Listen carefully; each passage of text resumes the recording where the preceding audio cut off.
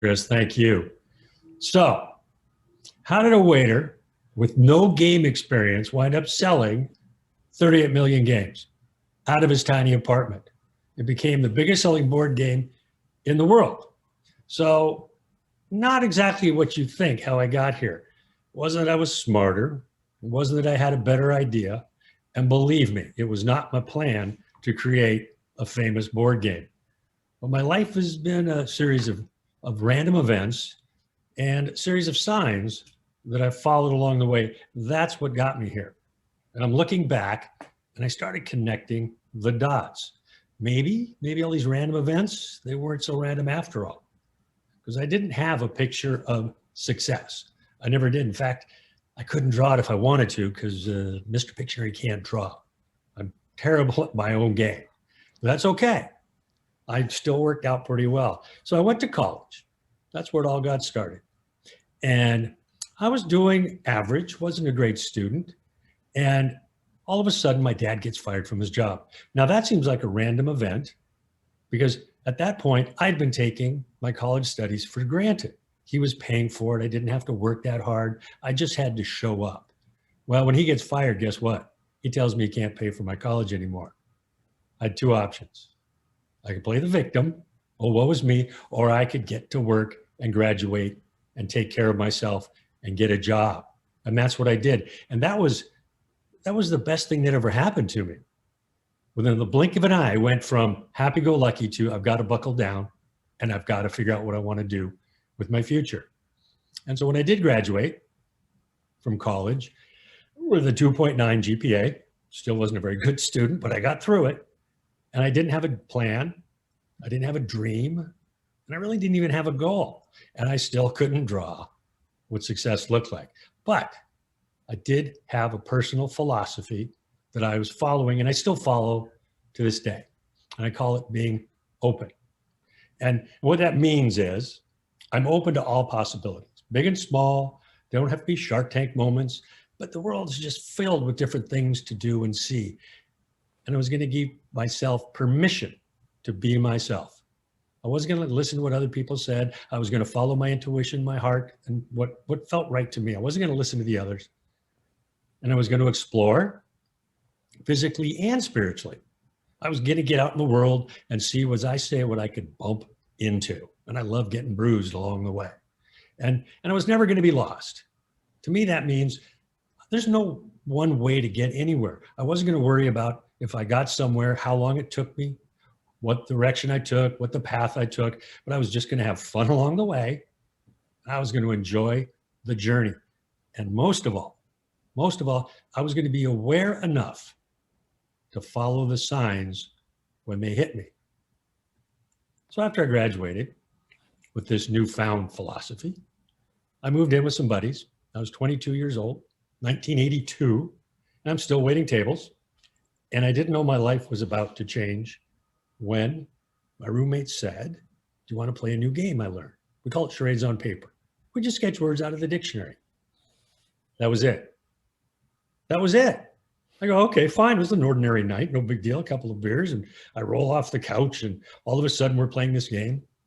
And we're playing it against the next night and the next night. And we're having a ball. It was the most fun I'd ever had. So one night, randomly, I said to my roommates, I go, this is going to make a really good board game because that's what people did in 1982. Fell on deaf ears. Nobody saw what I saw. Because at this point, even being that young, I could visualize Pictionary on the store shelf, right? It was over here, I could see it up there on the shelf. I didn't know physically what it looked like, but that was my mission, to get it on the store shelf. And that's where I was going to put my energy. I had two problems to solve, though. One is I had to figure out how to put words into a game. We were using a dictionary, and I couldn't very well put that into a board game, just a little cumbersome, and people were too lazy to try to figure it out. So I had to figure that problem out. And then the bigger problem was self-doubt. Self-doubt. I wasn't living up to this, give myself permission to be myself, because I kept telling myself I was a waiter. I can't do it. I don't have the skills. I don't have the partners. And I shut down. shut down. I didn't go anywhere with it. I didn't do anything with it. But the seed was planted. The seed was planted. That was one of those signposts. So I had to get out of that situation with $300 in my pocket, packed up my car, and I moved to Seattle, the big city. Well, I'm there for a couple of months. And one day, my mom sends me Trivial Pursuit. Anybody played Trivial Pursuit? Yeah, I think so. I had. So I get the game, and I'd never heard of it by this point, and I open it up, and I look at the package, and it's this blue box. It's the prettiest thing I'd ever seen. I couldn't really tell that it was a board game. It was absolutely gorgeous. And so I look at it, and I open it up, and it kind of smelled like new furniture. It's like, what the hell? This is incredible. And so I pick up the first card, and I read the question. It says, what animal has black skin and hollow fur? Anybody know? Well, I didn't know. So I turn over the card, and I see the word polar bear. Polar bear. Well, that's interesting. It's a polar bear. And by the time I can turn the card back over to get the next question, it was like, oh my goodness, this is it. This is how I do Pictionary. These words that are printed on this card. I didn't even think it at this point. I go, holy crap, I got to get started. So it was just such a moment that was so powerful that I had to jump. I just had to jump in.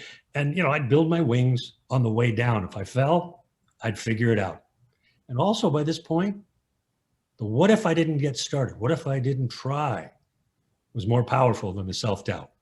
So I broke it down to its easiest first step, which was the word list. I could put them on cards. Next day, grab a pad of paper, dictionary, and a pencil, because they were right in front of me. Very easy to find. And I went in the backyard. I'm sitting there on this green plastic wobbly chair from Costco. And I'm looking and I'm shaking a little bit. I got to get started. I open up the dictionary. And the first word that I see that makes sense is aardvark. Aardvark. So I write down the word aardvark. Anybody know what an aardvark is? I didn't. I knew it was an animal. Kind of looks like an anteater. And I said, this is crazy, because it was the most powerful moment of my life. 9 letters. 9 letters is all it was. But as I wrote it down, I kind of broke into a sweat, and I'm looking around, seeing if anybody's noticing. And the big deal was I was no longer a waiter. This new mindset. I was a game inventor. That was it. I was a game inventor. That was the mindset, that one simple word. And so I wrote down another word and another. And it took me 3 years to write down aardvark. It took me 30 seconds to write down the next word, which was abacus. That was it. 3 months later, I finished up the dictionary with the word zygote, and I was done. And now I'm a game inventor, right? And my roommates, God love them, they're out there saying, Rob, what are you doing? You're just a waiter. See, they're trying to put me back in that box. You're just a waiter. You don't have the skills. By now, though, I'm a waiter. Excuse me. I'm a game inventor. I wasn't listening to them. Self-doubt had left. It had left. So now what? Now what do I do? Well, to make this dream happen, I needed a couple of things. One was partners. I wasn't, I knew my limitations. I knew I needed help. So I got a graphic artist and a businessman as my 2 partners. And between us, we made a formidable team. We decided to make 1,000 games by hand in my tiny apartment. Right? It was 925 square feet, shag carpeting, Goodwill furniture, but it was my apartment, and that was our office. And we were going to produce 1,000 games, and everything was going very smoothly until we got a call. The printer couldn't do our cards. It couldn't sort our cards for us. We needed them in packs of 500 cards per game, and he couldn't do it. He couldn't do it. It would be like your little brother taking 9,580 packs of cards, dumping them all in the middle of the room, go running out of the room and laughing at you and going and mixing them up, say, good luck. Our job was to take all those cards and put them back in their packages. I panicked. I absolutely panicked. But guess what? We got it done. We had 8-foot tables. We had shoe boxes from Nordstrom's, and we got the job done in 6 days. And this massively terrible event turned into one of the best events that could happen because I knew I'd picked my right partners. We could overcome anything. Deadlines, conflict, everything. From that moment on, our partnership was solidified. And you know what? When that first game came off the conveyor belt, man, everything came together. It was that one moment, everything we had worked towards had made sense. And it was like a little baby. I treated it like my son almost. It was like a living being. And so it was just a fabulous moment. So now though, there's no manual how to sell that thing. There's no manual. There's no internet. There's nobody to tell us how to sell and market a game. Well, so we're going to use what guided me all along, my intuition. Right? It was that sense of what was right and wrong. That's how I was going to manage the game. So we decided to sell it, alternative distribution. I think they call it disruption now. Again, I'm still treating Pictionary like my son. And I would literally walk up and down the street with my son under my arm, and I'd see a storefront, and I'd walk in and try to sell them. I went into a real estate company. The guy's looking at me. I go, have you met my son? They go, looking at me, are you insane? I go, yes. However, here's what I'm thinking. You should buy the game. And he bought 6. My enthusiasm, just everything about it. We'd go to local bars, and we'd open up the game and just start playing. And people would go, what are you doing? Oh, we're playing a new game I invented. Oh, let's play. And we'd get the pencil in their hands. I would stand for 16 hours a day at the bottom of the escalator at Nordstrom, downtown Seattle, with a pen and a paper in my hand going, play my game, anything I could do to get people to play. And some days I'd be there for 16 hours and I'd sell 3 games. 3. And I was excited. I got to tell you, I had passion. I had love for my product, love for my partners, love for my child. And it just kept me going.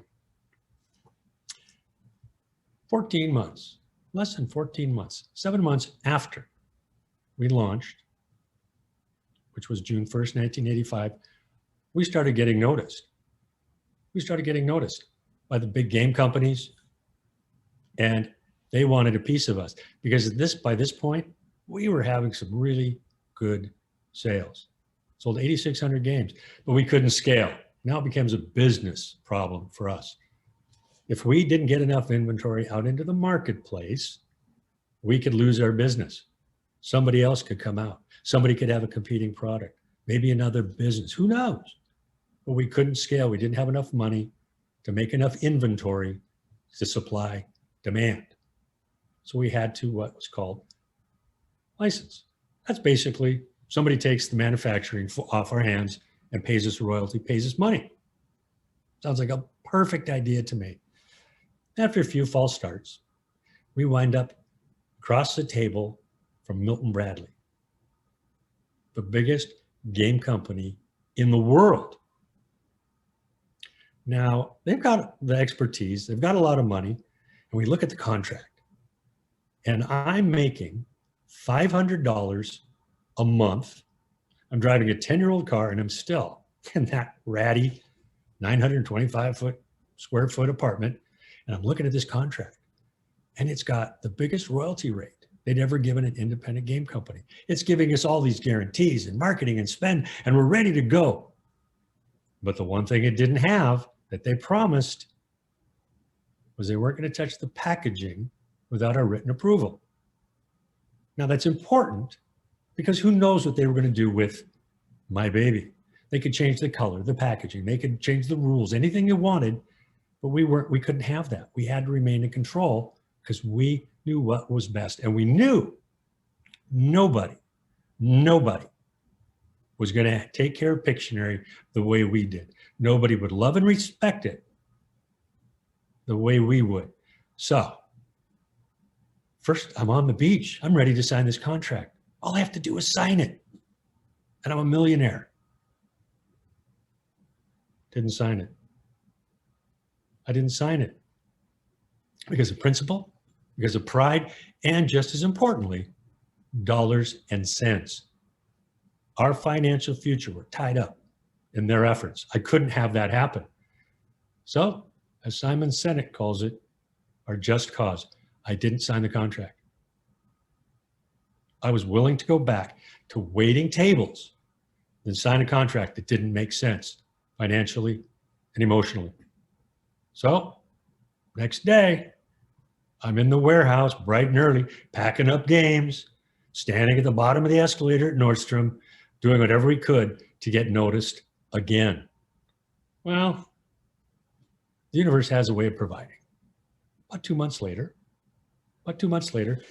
company comes to us with a better deal, right? It was a better deal. All our guarantees and a bigger royalty rate.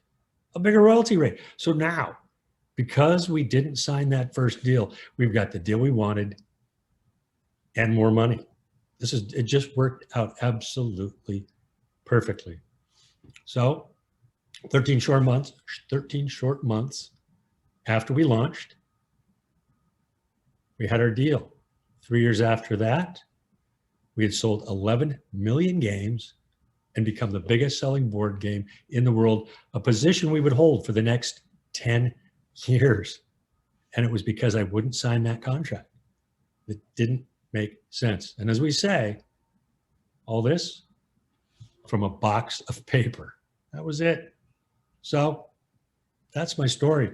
So even when you don't have a plan, and you don't know where you're going, and you don't know what's happening, you have to trust the universe. You have to be open. And above all else, follow the signs.